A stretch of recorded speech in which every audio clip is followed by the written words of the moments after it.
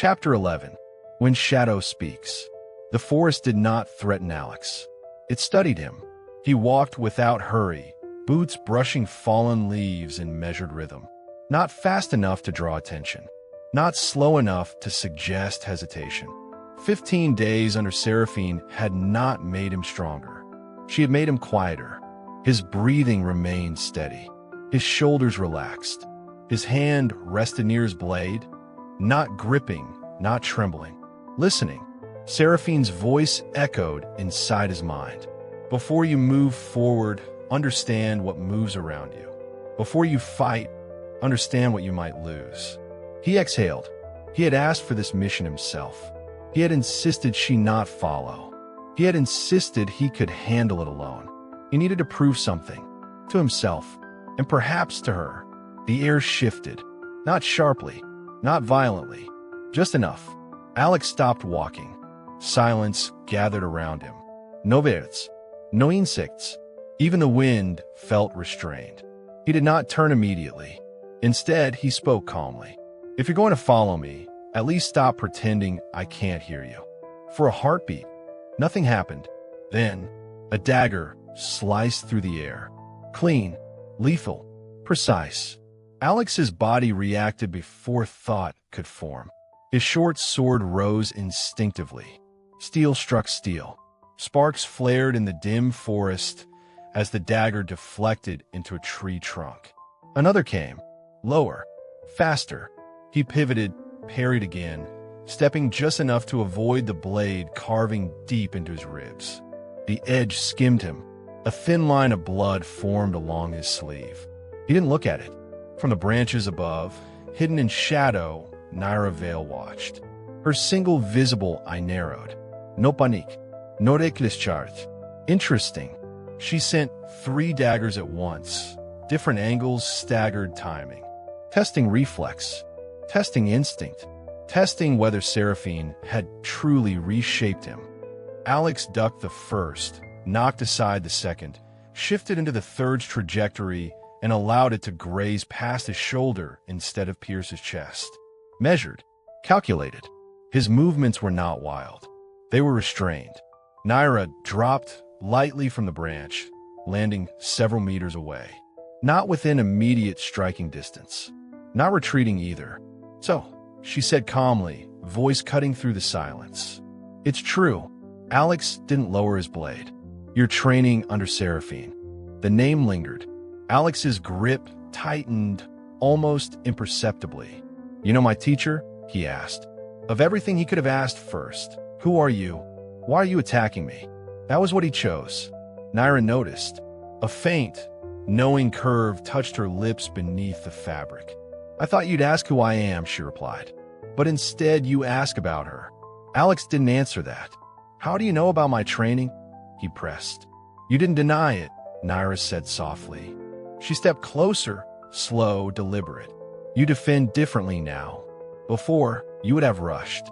You would have chased without thinking. Her visible eye sharpened. You would have screamed.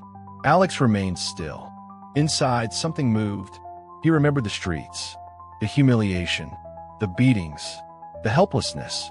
Seraphine's voice cut through the memory. Control your mind before you control your blade. Nyra's tone cooled further. If I had killed you when I was assigned to spy on you, things would have been simpler. Spy. The word struck deeper than her daggers. You were following me, Alex said quietly. I was, she replied. And because of you, I died. For the first time, Alex's breathing faltered. Just slightly. A fraction too sharp. His fingers tightened around the hilt until his knuckles paled. A flicker of something, confusion, guilt, tried to surface, but there was nothing clear. No memory, only a hollow echo. Nyra saw it. Good. You don't remember, she said softly. Of course you don't. Her voice did not carry rage. It carried something colder. You were the reason my life was destroyed. The forest seemed to press closer. Alex steadied himself. How do you know my teacher? He asked again. Nyra's smile deepened, subtle, dangerous. I thought you'd ask how you ruined me. A pause. But you're worried about Seraphine. She circled him slowly. So that's what matters. Alex said nothing. He did not confirm it. He did not deny it. But the silence itself spoke. Nyra stopped in front of him. "You've grown," she said, "but not enough." Behind Alex, the forest changed. Not visibly, but in weight. The air thickened. The ground felt older, colder, like stepping further would not mean entering land, but entering territory. Even experienced rankers hesitated at places like this. Alex had stopped there without realizing. An invisible threshold. Nyra had chosen that exact point to confront him. Deliberately. Her dagger stopped. The wind returned in faint currents. Silence stretched. For a moment, both of them felt it. Something beyond them. Watching. Not with hostility. Not with mercy. Just presence. Nyra's eye flickered toward the deeper forest, then back to Alex. Then, she appeared directly in front of him. No sound. No warning. One breath away. Close enough that Alex could see the faint scar beneath her eye. Close enough that he could smell steel and dried blood in her clothes. Her presence was cold, controlled, predatory. She leaned slightly forward. Her visible eye locked onto his. "So, Alex Morgan," Nyra Vale said quietly. Her voice dropped lower. "Let's see if you're worth the trouble you've already caused." And so, at the edge of the forbidden forest, where even high rankers hesitate to step forward, Shadow has finally spoken. Nyra Vale stands before Alex Morgan, a woman who says she died because of him, a woman who knows about Seraphine, a woman who chose this exact place to confront him. But the real question is, what lies beyond the threshold Alex has unknowingly crossed? And why did the forest feel like it was watching? Was this encounter fate? Or is Alex led here by something far older? You just witnessed Chapter 11, When Shadow Speaks. If you want to see what happens next, if you want to know whether Alex will fight, retreat, or step into something far more dangerous, then stay with us.